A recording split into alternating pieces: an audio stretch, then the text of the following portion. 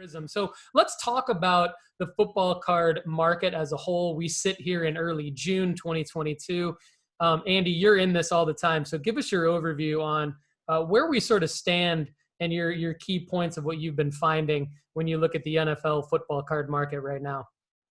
Well, yeah, and that's it, Paul. Right now, we're in the heart of the offseason. Of course, you have the OTAs going on, or the offseason team activities. This is a voluntary workout. So the little tiny bits of news that we're getting from these events are kind of driving a little bit of hype spikes for certain players. But overall, the market is very much down. I'm looking at graded cards sold volume the last 7 days for virtually every player, including Herbert, Burrow, Justin Jefferson, Tua, Jalen Hurts. They're all down about 50%.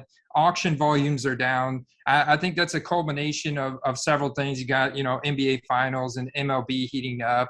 And then you also have the release of NFL Prizm that was just this past Friday. And I think a lot of people have been starving for this product for so long that they've turned their attention to it. So they're doing more breaks. There's also a ton of singles already in the eBay marketplace. And so I think a lot of attention has gone to that. And none of those cards are graded yet. They're all raw in the wild right now. So it's interesting.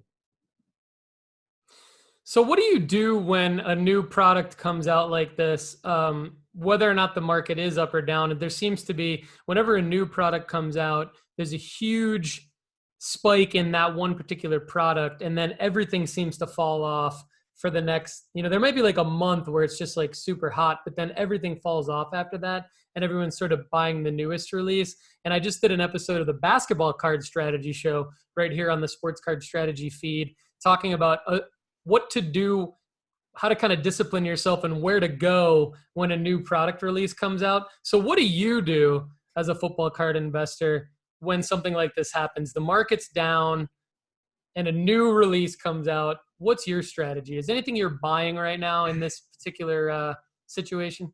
Yeah, I don't think you're going to find any, Joe Burrow or Justin Herbert desirable cards going well under market comps like those. Everybody's on those. But if you just go like one tier under those guys, and so a guy I'm targeting a lot this offseason, especially right now, is Jalen Hurts with the Philadelphia Eagles.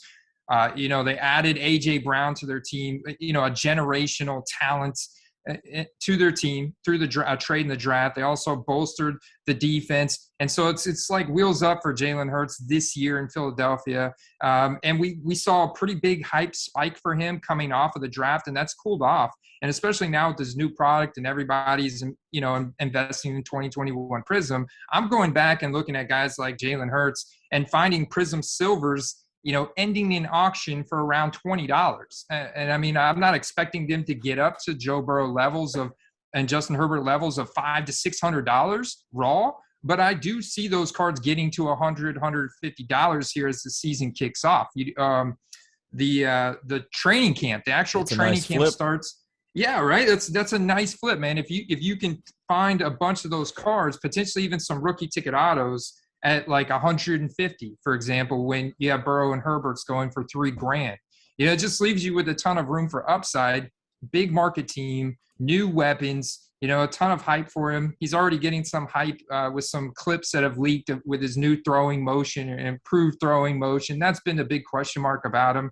And training camp starts mid-July. I think that's when we're going to see the market start to heat up significantly, because that's a 3-week period before preseason when teams it's time for them to get into competition shape.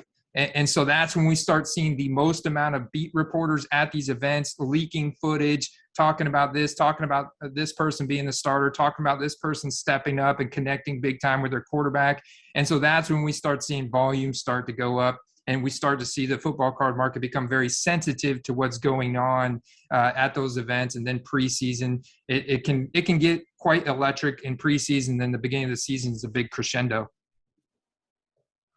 So it sounds like Hurts' value is super good. I'm looking at eBay comps right now compared to Russell Wilson. I mean, and I think both of them will have nice years. But when I'm looking at the eBay, like there's a 2020 Contenders rookie ticket auto out of $199 for $450. Like, that's a great price. Wow. Yeah. That is a great price for the scarcity the autograph, and like all the assets that card contains, and then you add in the athletic ability. And it's just that one question mark about Jalen Hurts, and it's his ability to pass the ball. But what he did excel in last year, according to Pro Football Focus's grades, is short and intermediate passes. And they added the best short and intermediate wide receiver in the game in A.J. Brown. So it's going to be a big benefit to him. And he's going to get a lot of media coverage, a lot of hype coming into September, as he's still, their bona fide QB1 for at least 2022. And if he could earn the trust and confidence coming out, the Philadelphia Eagles also have another very easy schedule this year, and their defense is going to be even better. Like, they added key pieces to linebackers, the defensive line through the draft, secondary. Just recently added another stud corner from the Giants in Brad Bradbury. So I think they're going to be really good in 2022, potentially division winners. And so I think Jalen Hurts' values are going to go up big time from where they're at now. That's awesome. We're totally aligned on the strategy, first of all, of going back a few years whenever there's a new release and looking for bargains. That's, I think, 100% what smart sports card investors need to do. And I think that we're also totally aligned on Jalen Hurts. He currently sits number 17 overall in our football card rankings at nooffseason.com, but I'm debating moving him up a little bit over a couple guys, especially Mac Jones and Justin Fields. Jamar Chase currently sit ahead of him, so I might have to update that, because I do agree with you on the fact that it sure seems like the Eagles are doing everything they can to put him in a position to succeed, adding A.J. Brown and just, showing their confidence in him.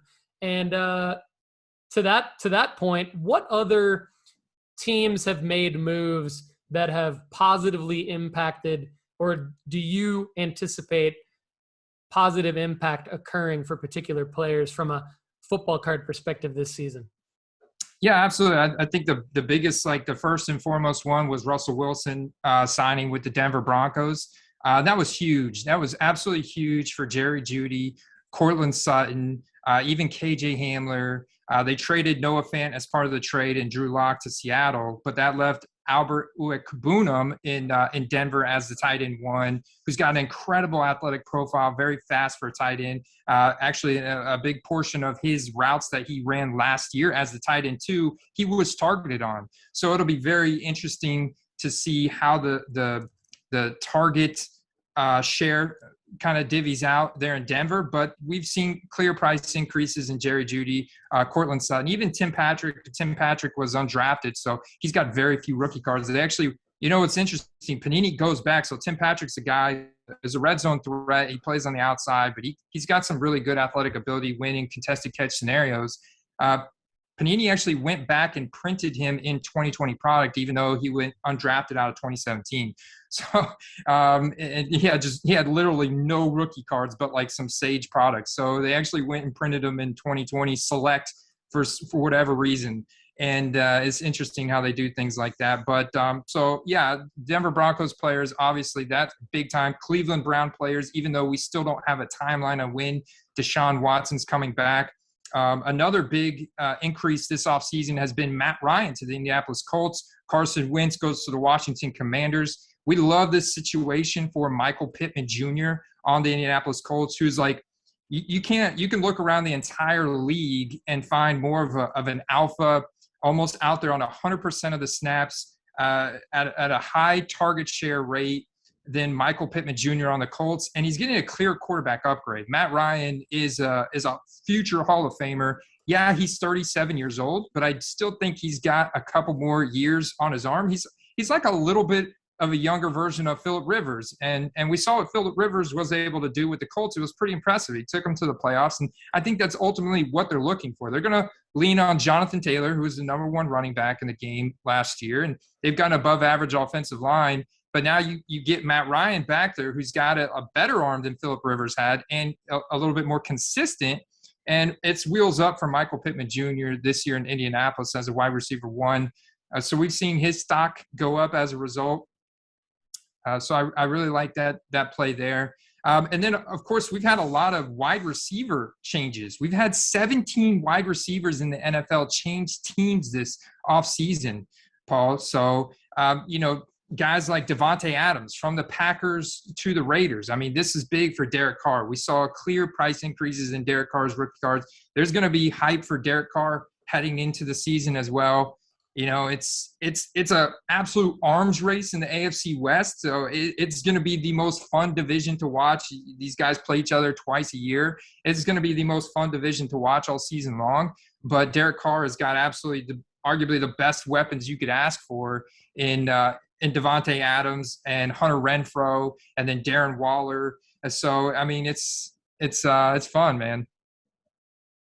Yeah, you've done an amazing job breaking down the impact of position player movements and just position players in general, other than quarterbacks, not only on the Football Card Strategy Show, but in particular on what you do on your Football Card Quest channel. I know you have the Quest Cast, and there's a premium version of your YouTube that people can really dig into if they join your channel.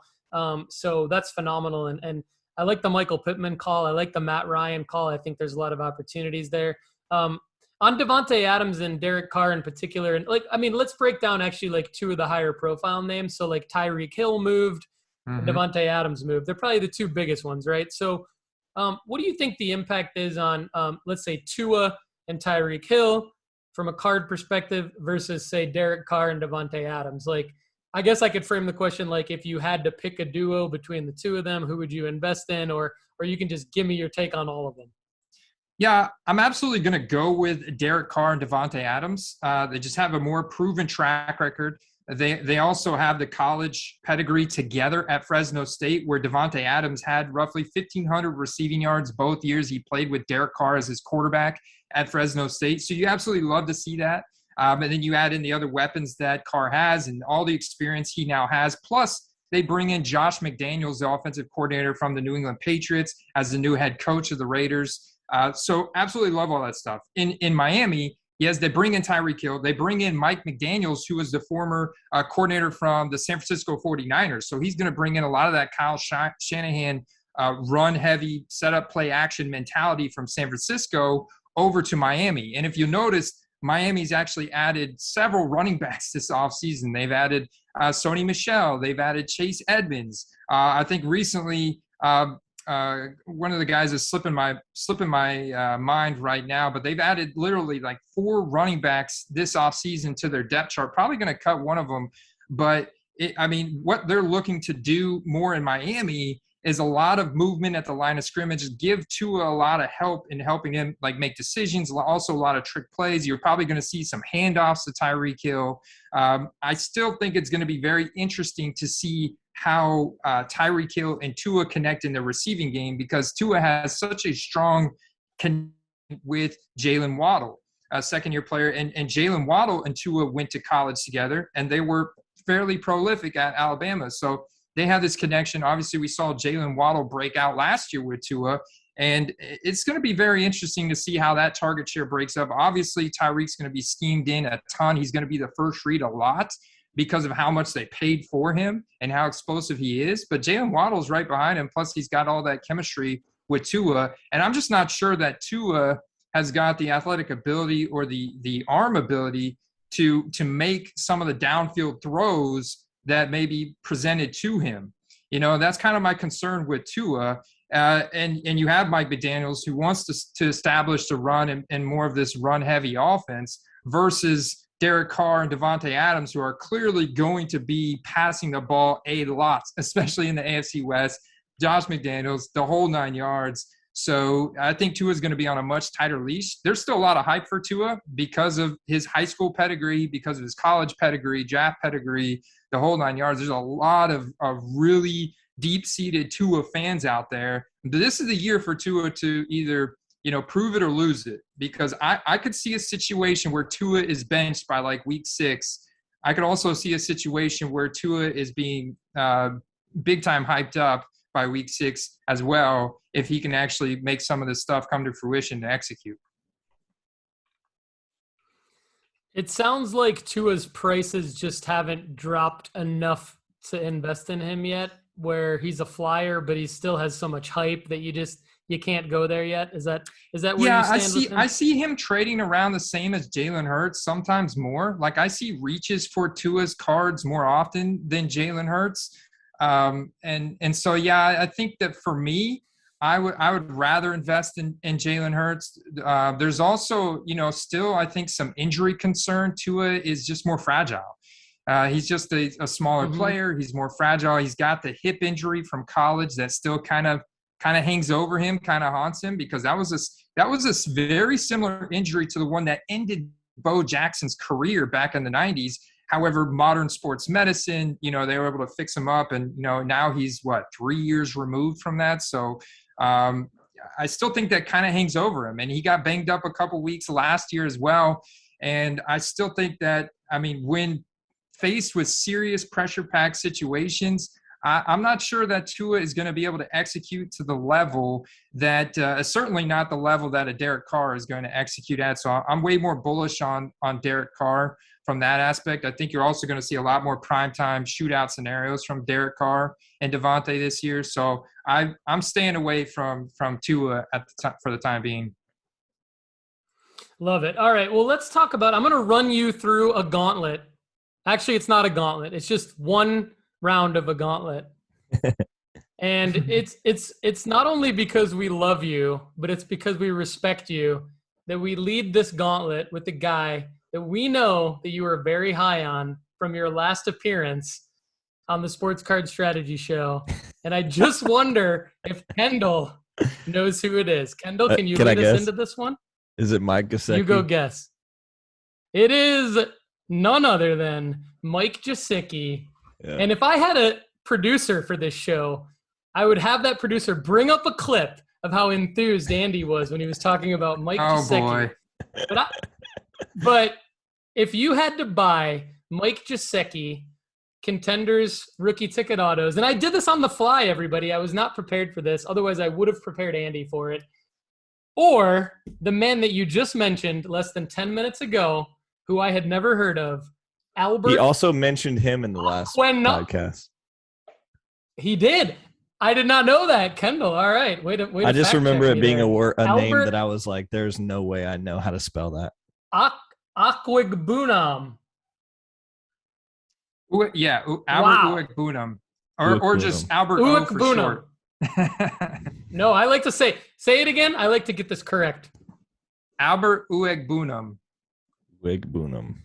Albert Uegbunam. All right, we got that. So you can get his Contenders rookie ticket auto, just the non-serial numbered version. It looks like for under $12 in some scenarios. And then it looks like Gesicki. I mean, I kid, but like I don't mean to kid, because like I just love Andy and I'm poking a little fun at him. But the reality is, like, he goes deep, and this is legit. This is real football card investing, like, pro style here. And, Gesicki, like, these are plays. I mean, you get his rookie ticket auto, comparatively the same one for $59.99 or just under $59.99. So of these two flyers, Andy, like, it sounds like, Russell Wilson's involved now.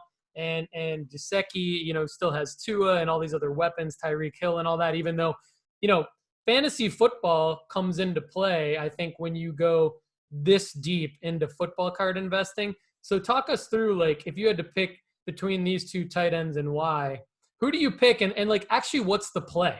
Like, is it a fantasy football type play where, like, this is your cheap waiver move, and then you're waiting for that week where you think they're going to blow up when you put them in your starting lineup, meaning like AKA you list to the card? Is that, like, give us kind of your overall thought process in addition to kind of picking between these two tight ends here if you had to.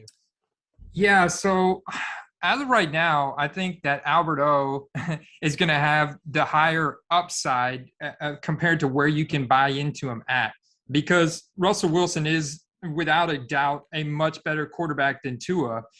And you're talking about a team that's in the AFC West in that shootout division that we're talking about with the Chargers and the Raiders and the Chiefs. It's going to be an incredible shootout schedule, shootout after shootout after shootout for the Denver Broncos, which just means more routes run, more opportunities for Albert O to get receiving yards, receiving touchdowns, etc. So, and he's got a limited supply of his rookie cards because he wasn't drafted until the fourth round. Now, I do love Mike Gesicki from a receiving standpoint. The guy has higher draft pedigree, drafted in the second round. He's also got an insane athletic profile. You know, he's 6'6", 247. He runs at 4.54, so a guy his size running that at that speed with the wingspan that he's got is just insane. So he's a huge target. He lines up more like a receiver most of the time, and that's kind of the downside to him as a tight end, and downside to him at this point in this year, post Tyreek Hill addition to the Miami Dolphins offense, is that he's not going to be the best guy at pass blocking or run blocking. So he's he's a true receiving style tight end. And when you have target competition of Jalen Waddle and Tyreek Hill, they also added Cedric Wilson from the Dallas Cowboys. So you add in a lot of target competition. I don't think that Mike Gesicki, with an inferior quarterback at Tua, and Mike McDaniels as their head coach, a run-heavy head coach, is going to get nearly the same amount of opportunity this year that Albert O is going to get in the Denver Broncos. Much more pass-heavy offense. They're going to be passing the ball a lot, probably at a 60-40% ratio. And so I'm way more bullish on him. Plus, it's obvious that the entry price point on Albert O is better. But, you know, Mike Gesicki so if you're playing dynasty fantasy football where you're stuck with these guys over the life of their career, unless you cut or trade them, I think Gesicki is a good athlete. He's a good guy to have on your squad. And, you know, I do think he's going to have some relevant weeks where he's getting some touchdowns. I don't necessarily see a good path for the Dolphins to make a playoff run this year. It's possible, but they're going to have to get through the Buffalo Bills, of course, the New England Patriots, and then all these other teams in the AFC we're talking about. But just in their own division, I don't even see them as a possible first-place contender in their own division. And there's a reason why the Dolphins also added Teddy Bridgewater to their quarterback room, because if Tua steps on his you-know-what and does not play well coming out of the gate or potentially gets injured, Teddy Bridgewater is a very competent bridge quarterback, you know, comes from the Denver Broncos, right? But Teddy Bridgewater is a journeyman at this point. He's almost like the late, great Ryan Fitzpatrick, you know, where you could he's a starting quarterback caliber. He's just not like a, you know, league-winning, game-winning, Super Bowl-winning quarterback.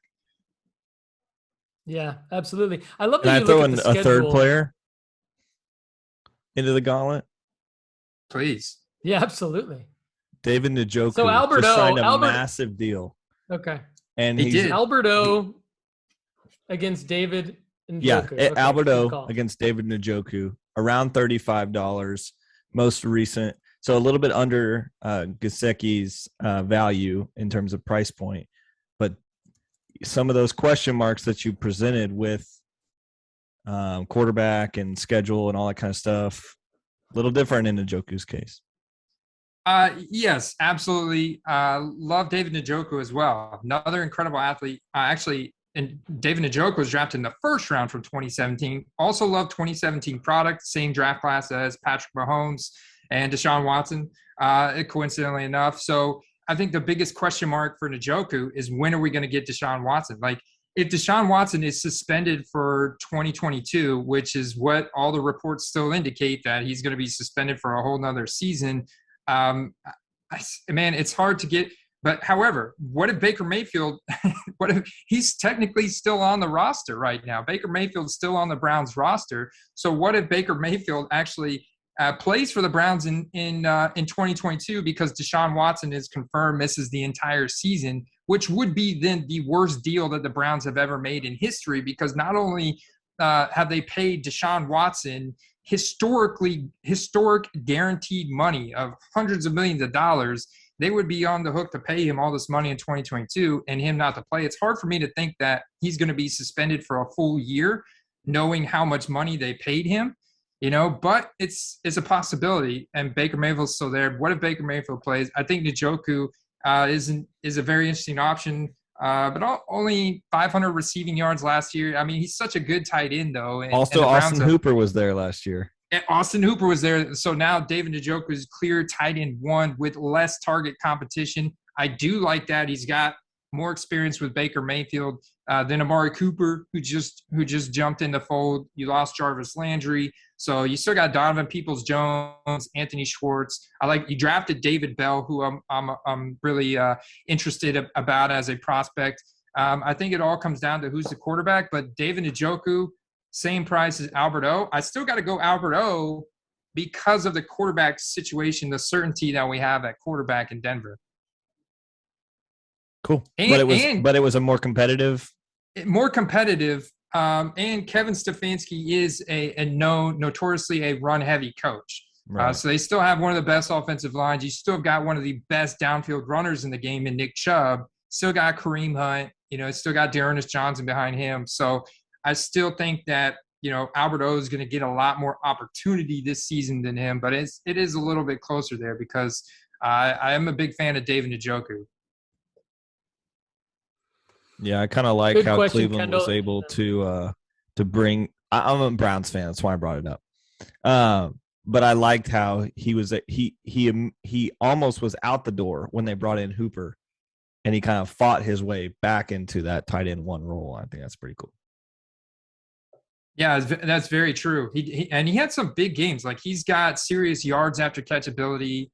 He can even get behind the defense sometimes and make some deep receiving plays. So I think Njoku's got the ability to make those splash plays. You've also got the Browns who are going to be in primetime scenarios, right? And they're going to be setting up for the passing game well. It's just like, I wish we had some more clarity to the quarterback room. I also still think, though, that Baker Mayfield's a buy. Like, so many people fail to realize that he played through injury last year on multiple occasions, which actually hurt him.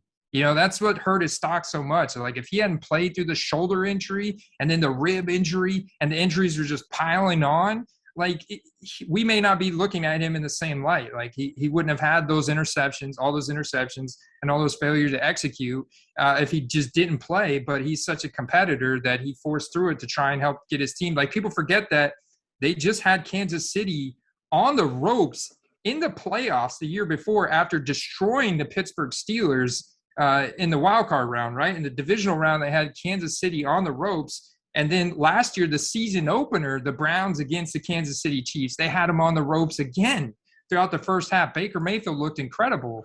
And, of course, he's the Heisman Trophy winner, got the draft capital. So I think his prices right now are super low. He's an interesting buy for me as well.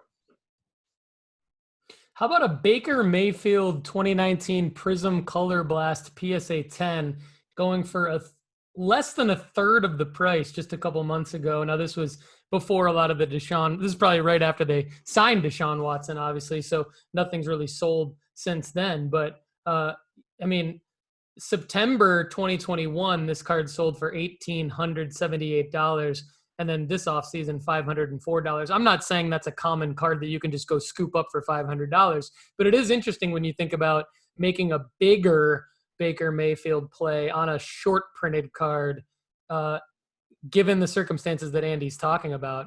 Not sure how you guys feel about that move, but it is interesting to think about. Yeah, you've got a lot of good quarterbacks to comp him to, right? You got Josh Allen, Lamar Jackson from 2018. You could even say, okay, what are Sam Darnold's cards currently trading for? And look at that as the floor. And if Baker's cards are only a little bit more in comparison to the same scarcity of a card of Sam Darnold, then it's like, okay, I'm going to buy it because Baker Mayfield is a way better quarterback than Sam Darnold. And Baker's going to get a starting opportunity again somewhere. And we've seen him make some incredible throws. We've seen him flash the upside when he's healthy on the field. And I know there's that whole thing like, well, he's got drama in the locker room. He's definitely, there's some egotistical stuff going on there, maybe a little bit of narcissism from Baker Mayfield, but he doesn't like to be told when he's wrong. He's like maybe one of those guys that say, no, it's the receiver's fault instead of, his fault on certain plays. But the Browns absolutely did him dirty in this whole deal. So I think Baker's definitely getting a starting job somewhere. There's already been two teams, Seahawks, obviously, they're not sold on Drew Lock or Geno Smith.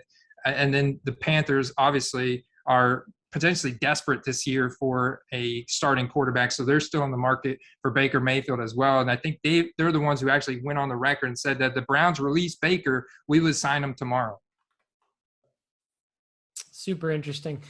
The level of irony that investors in both Deshaun Watson and Baker Mayfield have in common, what they have in common is ironic to me, is what I'm trying to say, because it's almost like Deshaun was this superhero quarterback and then plummeted, and everyone's probably just been holding on him. And now I would think that Baker people from a year ago are maybe still holding on him, and both are still hoping that these guys are going to both hit the field and show their true potential that they both once had. So it'll be an amazing NFL season coming up for football card investors. Sounds like we're in a buying season right now, probably through that hype period in July, and probably right around the National, which is July 27th through the 31st, will probably be, I would guess, a tipping point kind of to the other way, where it might become the season to list. So I think do your buying now,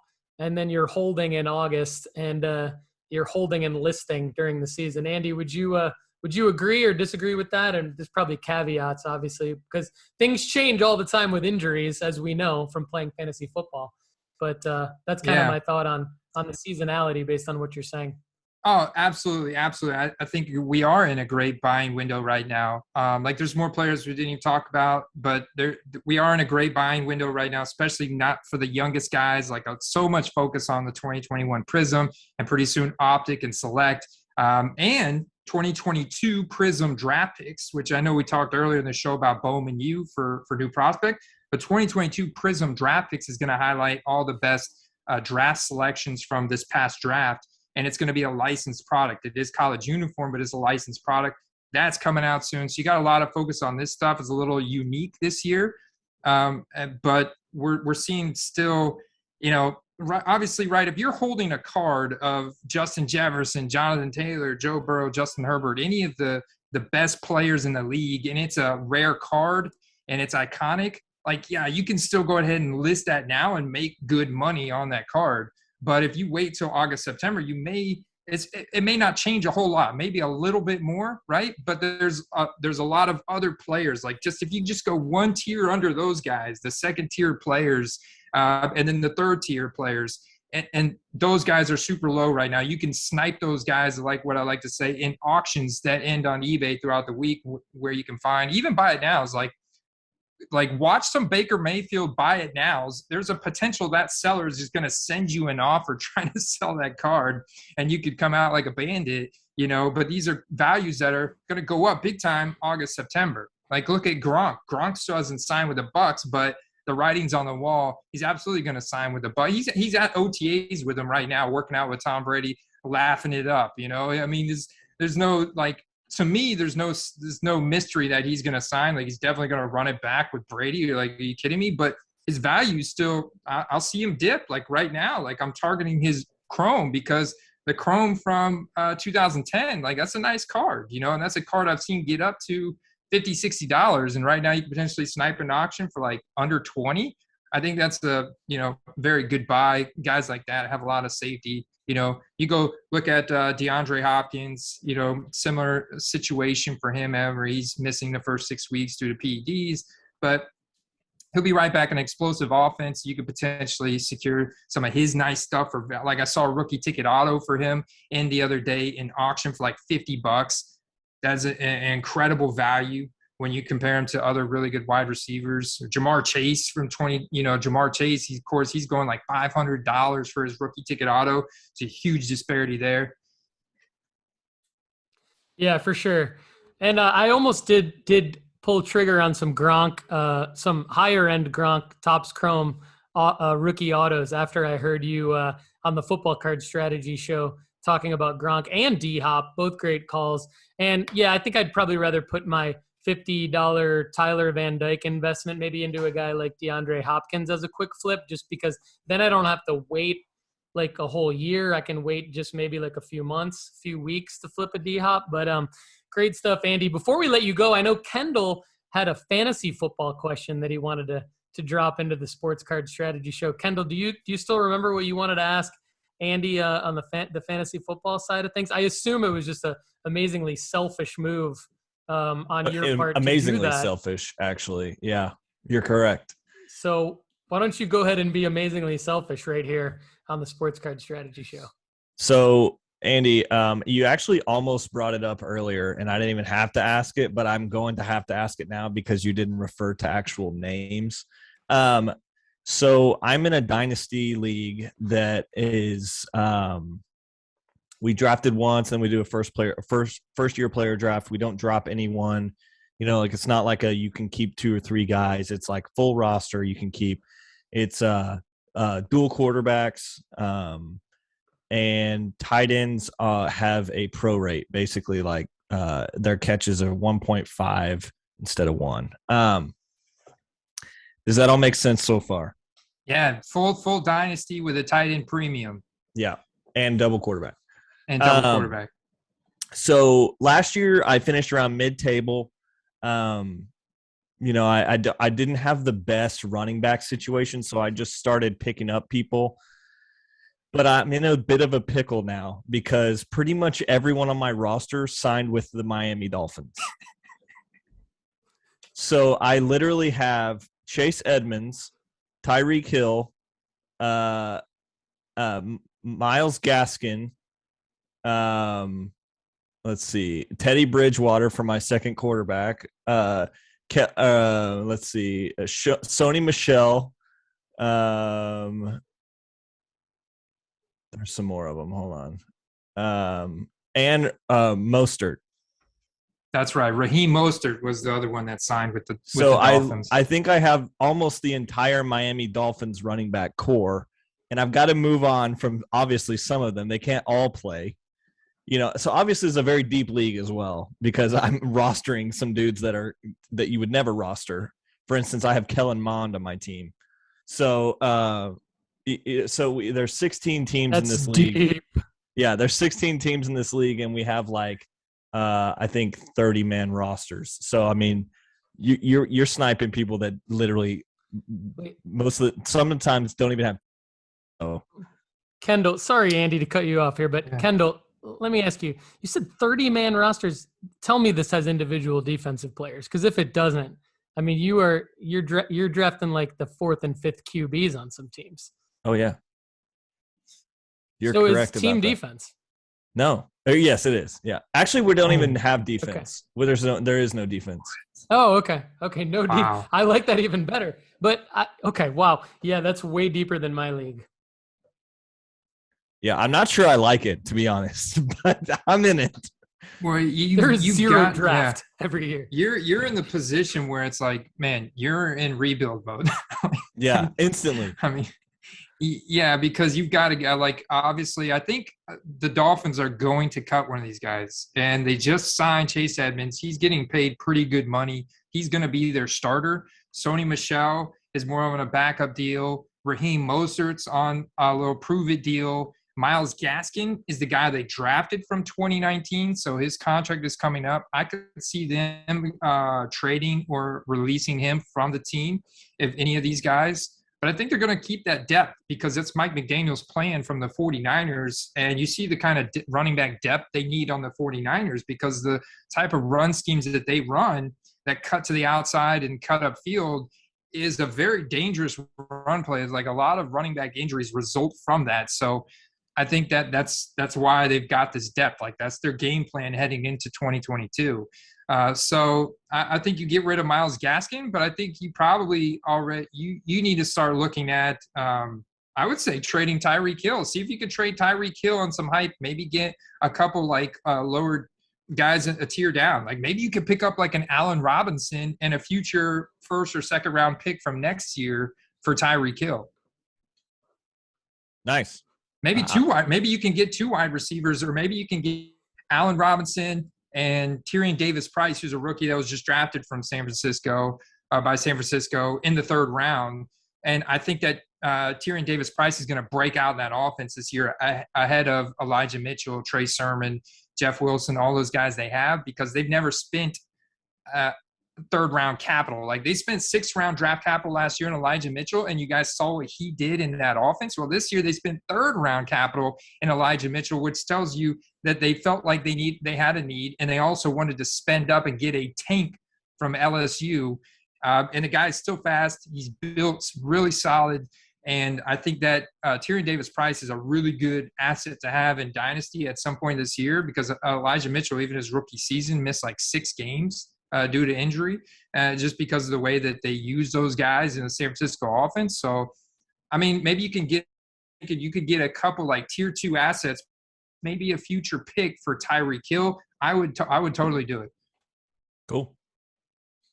Thanks for the advice. Love it. All but right. you're 2 quarterbacks, man. So you have to start 2 quarterbacks on a weekly basis. Yeah. And you've got Teddy Bridgewater, and who is your starter? My starter is Josh Allen. Oh, okay. So you got Josh Allen to kind of carry. So listen to the rest of the team. I have Josh Allen, Austin Eckler, Chase Edmonds, Tyreek Hill, Amon St. Brown, and then I did draft Jamison Williams in the first round this year. I have Kyle Pitts, Dalton Schultz, and David Njoku. So you're not in total rebuild mode. Like, I mean, my bench is just only Miami players. Yeah, wow. I would try and do like a package deal with Tyreek Hill and get some like tier 2 assets and a future first round pick. Because think about it, you got Bryce Young and CJ Stroud coming out next year. If you could potentially, I don't know, package these up for a first round pick with Tyreek Hill and then kind of, play this season with Josh Allen carrying the team at quarterback, because the chances of Bridgewater playing are low, but it's still definitely a chance. Like, he's one injury away, or potentially a Tua screw up away from starting in Miami, because they really just need a game manager at this point with all the weapons they've got, right? So, I think that would be a really interesting approach you could take, and then look to secure a first round pick next year to potentially get Bryce Young or CJ Stroud. Now all of a sudden in 2023, you're in the catbird seat. Nice. Yeah, that sounds like a good plan. Trade Teddy Bridgewater to the Tua owner for something. Yeah, maybe you could do a package deal with Teddy, Tyreek, and to the Tua owner, because that's appealing stack value there for a future first round pick, and then you just tank your season. So is last place get the first number 1 overall pick next year? Yeah. So unless there's no punishment to last place, like you have to get like a My Little Pony tattoo on your leg or something like that. It's not that serious. Then maybe you could just tank your season and get the first number 1 overall pick next year, and draft Bryce Young or CJ Stroud. Not a bad option. My thought was that Sony Michel doesn't fit into the scheme, and so like they would keep. I don't think they want to keep Gaskin long term, but because they've obviously not let him be the guy since over the past couple of years. Mm-hmm. They bring in Mostert and they bring in Edmonds, so those are going to be the guys that I think if Mostert comes back healthy, he's going to be on that roster, I think. And then you've got Gaskin on a rookie deal, so you might as well keep him at 3, and then Sony Michel's just down here. Is that the right way of thinking about that? I think Sony Michel is going to be like your between the tackles, grinder, breather back between the 20s. Chase Edmonds is going to be the best combination of like youth and explosiveness with high-end receiving ability. And then Raheem Mostert's like your stretch gap run play that the 49ers love to play, and that Mike McDaniel is going to bring from Kyle Shanahan. So those tosses to the outside, or those where the linemen shift to the outside and Mostert runs the outside and then cuts upfield. So that's what Mostert's going to be there for. But Mostert is so fragile. Like, he's like an older, more fragile version of Aaron Jones. So the chances of Mostert getting hurt are pretty high at this point. He's almost 30 years old. Like, they're pretty high, man. But he can execute at a high level if he doesn't get injured. Like, if he gets through those plays without getting injured. And so that's kind of how I see them using those guys. And obviously Gaskin is there for depth. We saw him be pretty explosive, break some tackles, pretty solid out of the receiving game as well. He's kind of like an undersized guy like Eckler, where he's just solid muscle and he just performs well on the field. But obviously they wanted more speed, more depth to the team. So I think that's kind of how I see it unfolding this year, but they're probably going to have to get rid of one of those guys. Maybe it's Salvon Ahmed. Maybe they release him. Cool. Thanks. Well, Fantasy football questions, welcome on this video on YouTube. We will answer them. And if you want to ask fantasy football questions on the Facebook group as well, in honor of Kendall and Andy, we will let you do so and be more than happy to reply. And in other good news, Albert Aquanegbaum is available in my Dynasty League. My Dynasty League is not as deep as looked, Kendall's. and he's not in mine, so... Go get him, Paul. Go get him, man. I think I'm going to target him, my man. I think you have added so much value, not only to our audience, but to my life in general for many reasons. And I appreciate you being a part of the nooffseason.com family. Encourage everyone to check out what you're doing over at Football Card Quest. And encourage everyone to check out what Kendall and his partners are doing over at Wild Cards Box Breaks on Facebook and justbaseball.com. These guys are both amazing experts in their particular fields, and I am honored to have them as part of the team at nooffseason.com. Thank you, everyone, for watching and listening to the Sports Card Strategy Show. This has been episode 35. I would love it if you check out nooffseason.com and the hard work that my team and I are doing on our sports card investment report. If you want to try to dig as deep as Andy and Kendall do into the sports cards to buy per athlete, you can save 20% on our premium version by using the promo code NOOFFSEASON, all lowercase, at checkout. Everybody, thanks so much for watching and listening, and have a great day.